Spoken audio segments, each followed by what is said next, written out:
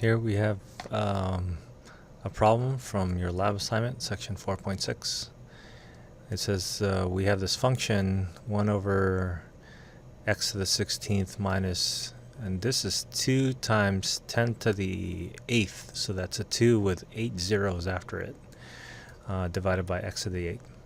Produce a graph of f that reveals important aspects of the curves. Estimate the intervals of increase and decrease and intervals of concavity. Use calculus to find these intervals exactly. So convenience, instead of carrying this this number around, let's just use k temporarily. It's a constant, and 2 times 10 to the 8th is also a constant. So we want a derivative. I think the best thing to do is to first rewrite your f of x function. F of x equals x to the negative 16th power minus, and then we're going to use k temporarily, and then x to the 8th power, so that we can take the derivative of this a little bit easier, hopefully. So f prime is going to be, this is going to have a negative 16 in front. We subtract 1 from 16, that's 17. Remember, it's a negative, so a negative negative. This is a negative 8, sorry, let's fix that. So this is a negative 8, and then when you bring it down you get a positive 8 times k, and then subtract 1 to the power, that's going to be negative 7, negative 9. Negative 8 minus 1 is negative 9. Alright, so let's put that in. Negative 16 x to the negative 17th power plus 8, and then we'll use the k that they suggested, and then x to the negative 9th.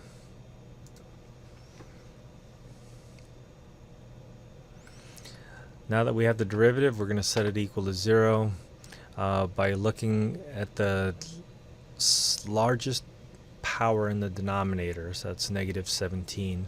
We can think about factoring a negative 17 out. There's also a factor of 8 and 8 here, so we can take an 8 out. And then they also took out a negative sign, so after taking these things out, this will just have a factor of 2, and the 8 is out, the negative becomes the positive becomes a negative, the 8 is out, the k is still there, and then you take 17 out of negative 9, and just like adding 17 plus negative 9, that's going to be positive 8, so this is going to be 8 in the numerator.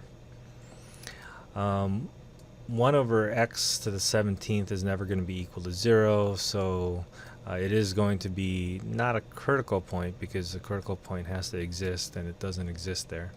So what we want to do is we want to figure out when it's equal to 0. So the value of this is going to be, well, we have to solve for this thing when this thing inside of the parentheses, the only other factor, is equal to 0. So we solve for that. Let's see, we'll bring the 2 over to the other side, it'll become a positive 2 or negative 2, and then divide by negative k, it'll be 2 over k, and then the 8th root of that. So this is going to be 2 over k, and then the 8th root, and it's positive because the 2 goes as a negative, and then you divide by negative k.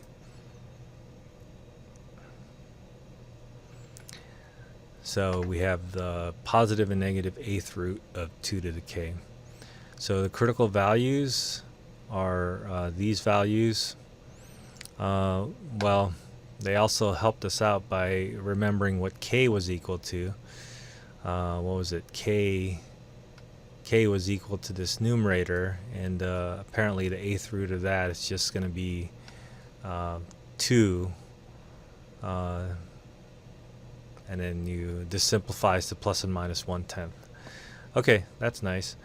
We have plus and minus 1/10 as our critical values, and then 0 is also a critical value. So what happens when we put in a value that's bigger than plus and minus 1/10, or I guess less than negative 1/10? So if we put a number like positive 1, if we put a number like positive 1 into the first derivative, this is going to be negative, and we put a number like positive 1 in here, this will be negative, because k is that big huge number, and then you're adding 2 negative for that, and then you're adding 2. So that's a negative here. Oh, we're putting a negative number in here, and so that's going to be a negative. Negative times a negative is a positive, so this is a positive and this is a negative, so that's going to amount to be a negative number, which means it's going to be decreasing. The original function is decreasing.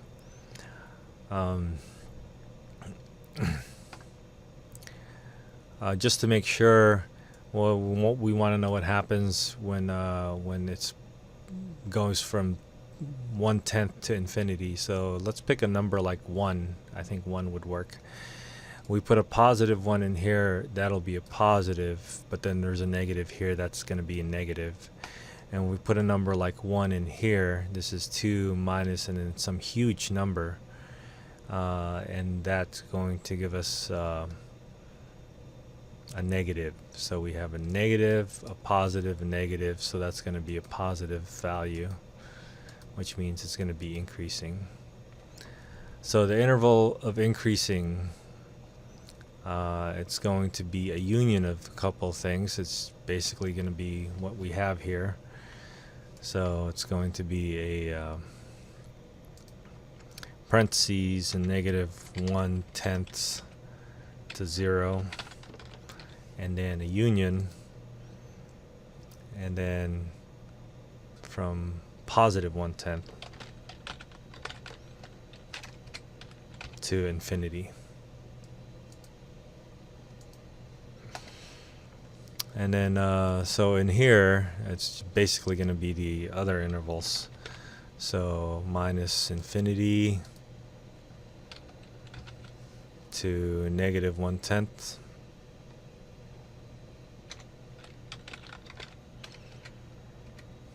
and then union with 0 to 1/10.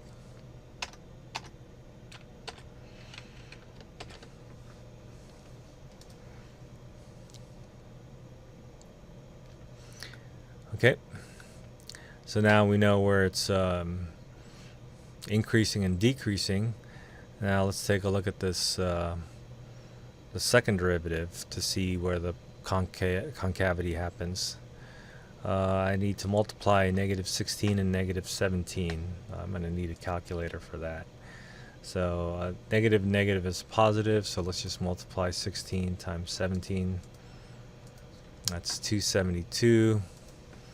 Positive 272 times x raised to the, and subtract 1 from negative 17, that's going to be negative 18.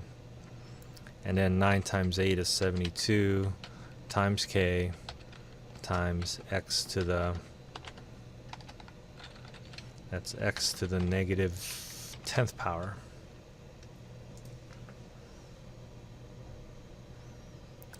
So this is our derivative, and it looks like they can factor out an 8 from each of them, and then the highest power in the denominator is 18, so they take an 18 out. They kept this positive, so it looks like this is going to be a positive, so they take the x to the negative 18 out, and then 272 divided by 8 must have been 34. And then they do the same thing here. They take out an 8, we get a 9, and then k, and then we take out an 18 here, negative 18, that's going to give us out of negative 10, it's going to give us an x to the 8th power again. So this is an even power in the denominator, so whether you put a positive or negative there, this is always going to be positive, and it'll never equal to 0. But the fact that it's positive is also going to be good for us to know. And so the only thing we're going to be concerned about is when this factor is equal to 0. And that factor is equal to 0 when we solve for this. Let's bring the 34 to the other side. It'll become negative 34. divided by negative 9k, so that's going to be positive. So positive 34 divided by 9k, whatever k is equal to, or k is equal to that 2 times 10 to the 18th power, or to the 8th power.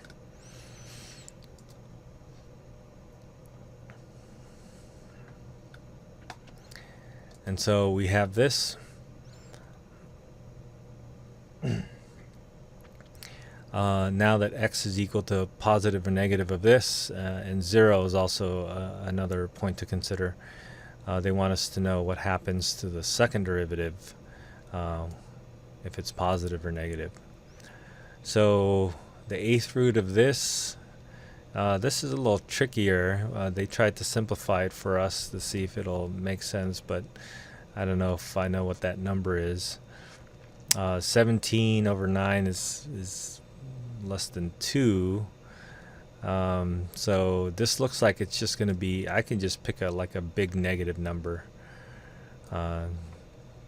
So if I pick a big negative number here, big enough, this will be negative. This will become a positive because it's positive 8, and then a big enough number would make this the 34. We should, like 100 or something like that might work. So let's see, 34, just to double check, 34 minus, and then in here I'm doing a little bit of work. You got 9 times 2 e to the 8th, that's 2 times 10 to the 8th power, and then I'm going to also multiply this by a huge number, a huge negative number. So negative maybe 900 or something exaggerated. And then I'm raising that to the 8th power. All right, so I don't care about this number really. What I care about is the sign. The sign is going to give us a negative value. So our factor here will generate a negative value. This is positive again. So a positive times a negative will give us a negative. So this will be a negative, which means it's concave down. And we'll play the same game over here around 0, very close to 0. But let's just say that that's going to probably be positive. And so that's concave up. So which intervals is concave up? It's going to be the second set of intervals over here. I think instead of trying to write this complicated expression down here, this complicated expression that they have, I'm going to try to stick with this expression over here, the one that we have, 34 over 9k. Although they put in the value of k here already, so maybe we'll put in exactly what they have. All right. So this is going to be a negative, and in an 8th root, let's see. So they don't have, they don't seem to have the 8th root over here. So maybe if you can find it, then it's great. I'm going to use the power idea. So I'm going to type 17 divided by 9, and I'll raise this to the negative 1/8 power, or positive 1/8 power. That's the 8th root. Got too many parentheses here.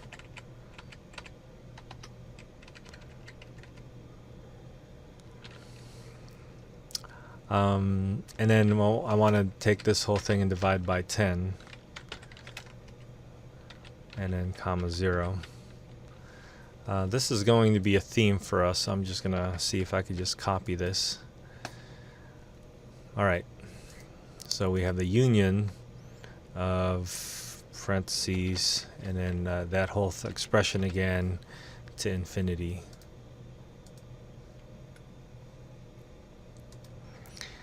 Okay. Oops. I meant for this to be I copied the top one. I should have copied the bottom one. So let's try it again. 0, comma to this number. All right. Now the next one is going to be from minus infinity to negative of that number. Copied and paste. And then union, open parentheses, that number to positive infinity. Okay, so provided I did everything correctly,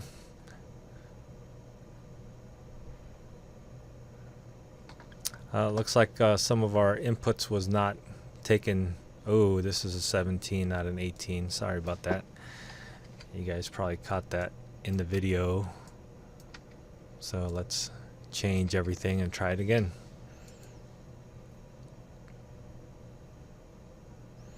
Okay, that's better. So those are our values. Again, when we try to graph this on the graphing calculator, because of the huge numbers, it's kind of hard to see what's happening, even if you try to zoom out. So those critical values are happening in some weird places.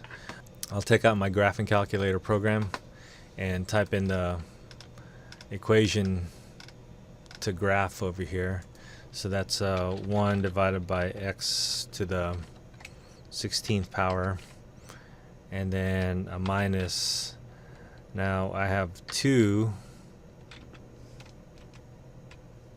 Let's try that again. 2 times 10 to the 8th power divided by x to the 8th. So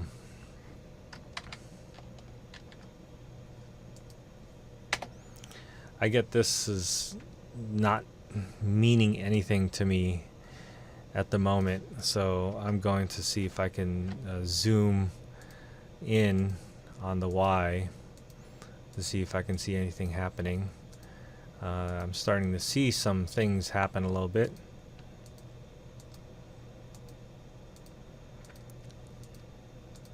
So it looks like this thing is going to go down. The graph is going to go down here and eventually hit a minimum and then come back up. But let's keep going with the zooming in. Let's zoom around the origin.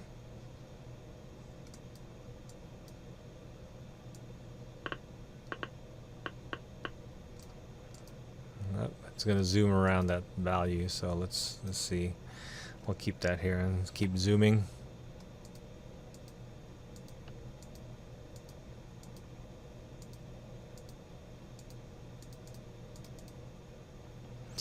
So I'm zooming a little bit, but I want to extend this out a little bit more.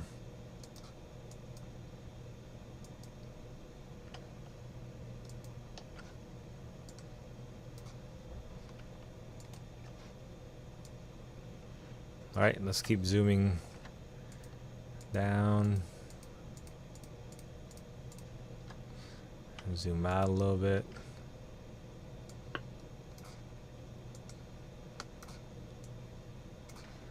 Zooming down. There we go. Finally finding our maximum or minimum values here.